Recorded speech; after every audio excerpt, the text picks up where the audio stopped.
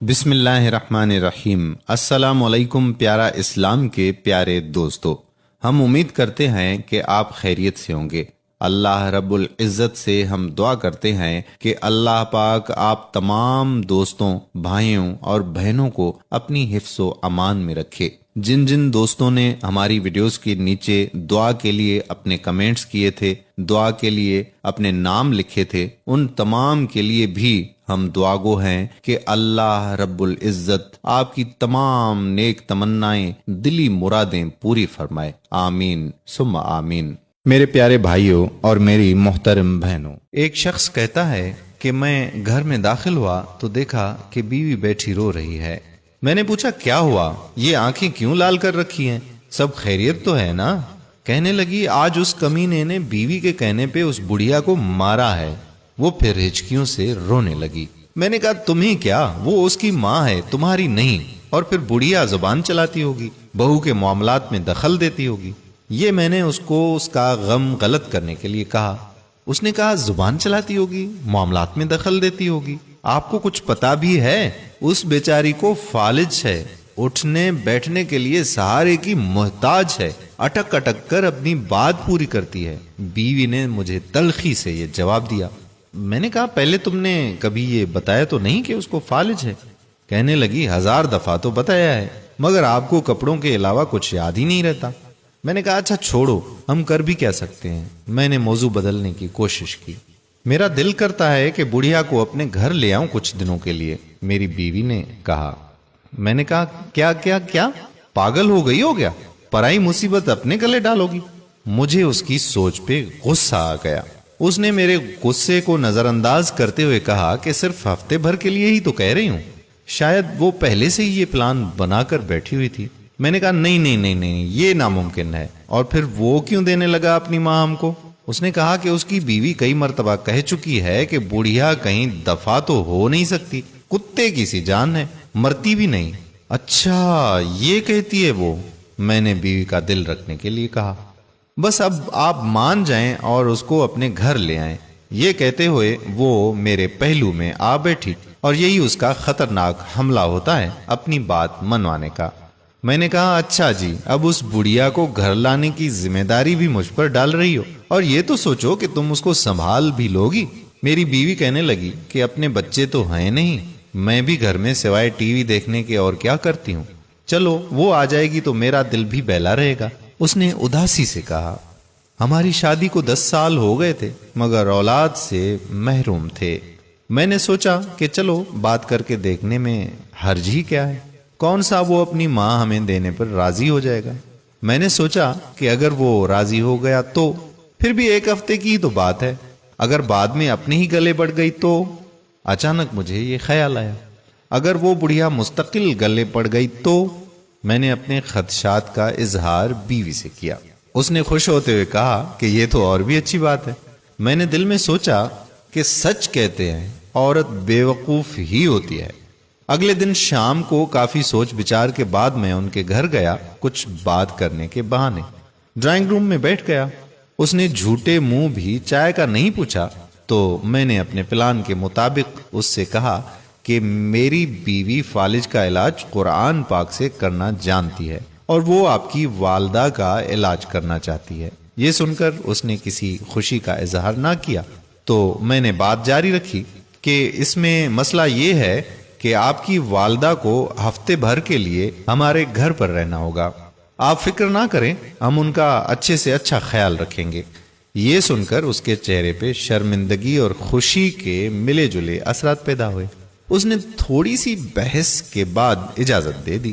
میں نے اٹھتے ہوئے کہا کہ علاج میں 15-20 دن بھی لگ سکتے ہیں۔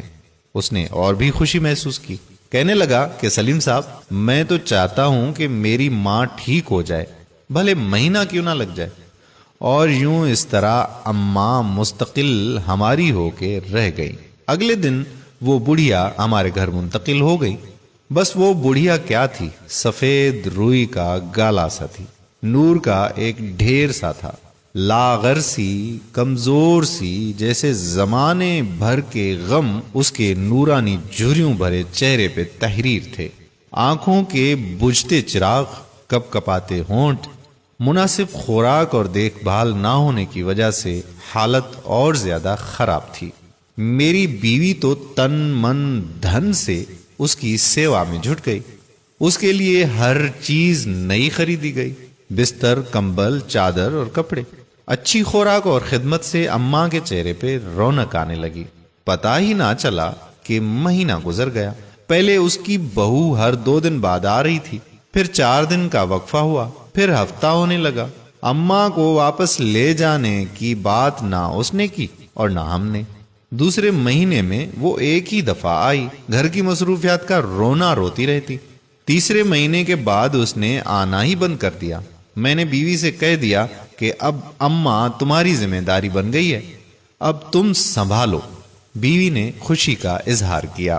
یہ غالباً 7واں مہینہ تھا کہ اس آدمی اور اس کی بیوی کے درمیان انبنت سی ہو گئی اور بیوی نے اس کو قتل کر دیا۔ بعد میں وہ خود بھی پکڑی گئی اور جیل چلی گئی، اور یوں اماں صرف ہماری ہی ہو کے رہ گئیں۔ ادھر جیسے جیسے اماں کی توانائی بحال ہو رہی تھی اور چہرے پہ رونق، مسکان آنے لگی تھی، ویسے ویسے میرا کاروبار ترقی کرنے لگا۔ ایسے لگتا تھا جیسے مجھ پر دھن برسنے لگا ہو۔ سال بھر میں میری 3 دکانیں ہو چکی تھیں۔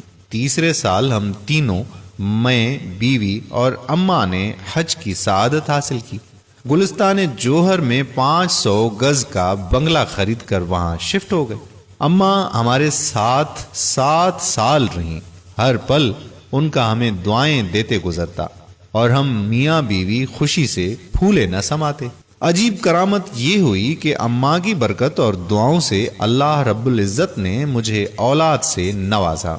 آج وہ ہمارے درمیان نہیں ہے، مگر ان کی کمی شدت سے محسوس ہوتی ہے، جیسے کوئی اپنا کہیں کھو گیا ہو۔ بس ان سے ایک خلوص کا رشتہ تھا۔ پچھلے دنوں میری بیوی بہت خوش تھی۔ وجہ پوچھی تو کہنے لگی کہ میں نے ایک خواب دیکھا ہے۔ میں نے پوچھا کیسا خواب؟ کہنے لگی کہ میں نے دیکھا کہ محشر کا دن ہے اور سب حیران و پریشان کھڑے ہیں، ان میں بھی کھڑی ہوں کہ اتنے میں اماں آئیں اور میرا ہاتھ پکڑ کر کہنے لگیں کہ منیرہ ادھر آ میرے ساتھ، تجھے پل صراط پار کروا دوں۔ میں ان کے ساتھ چلی۔ ہم ایک باغ سے گزرے۔ تھوڑی دیر میں باغ ختم ہوا تو ایک بڑا سا میدان آ گیا تو اماں کہنے لگیں کہ بس ہو گیا پل صراط پار۔ میں حیران ہوئی تو وہ بھی زور سے ہنسنے لگیں۔ پھر میری آنکھ کھل گئی۔ میں نے کہا مبارک ہو بھائی، بہت اچھا خواب ہے، مگر تمہیں میرا خیال ہی نہیں آیا۔ کہنے لگی قسم سے میں اتنی پریشان تھی کہ کیا بتاؤں۔ میں نے کہا چلو خیر ہے، ہمیں بھی کوئی نہ کوئی تو مل ہی جائے گا جو پل صراط پار کروا دے۔ میری بیوی نے جیسے دل کی گہرائیوں سے کہا کہ آمین ثم آمین، اور پھر اس کو میں نے یہ نہیں بتایا کہ ایسا خواب میں بھی دیکھ چکا ہوں۔ بس فرق یہ تھا کہ اماں نے میرا ہاتھ پکڑتے وقت کہا کہ چلو تمہیں منیرہ کے پاس لے چلوں، وہ پل صراط کے اس پار تمہارا انتظار کر رہی ہے۔ میرے پیارے بھائیوں اور بہنوں، ماں کی بہت زیادہ اہمیت ہے۔ ماں کا حد سے زیادہ خیال رکھیں۔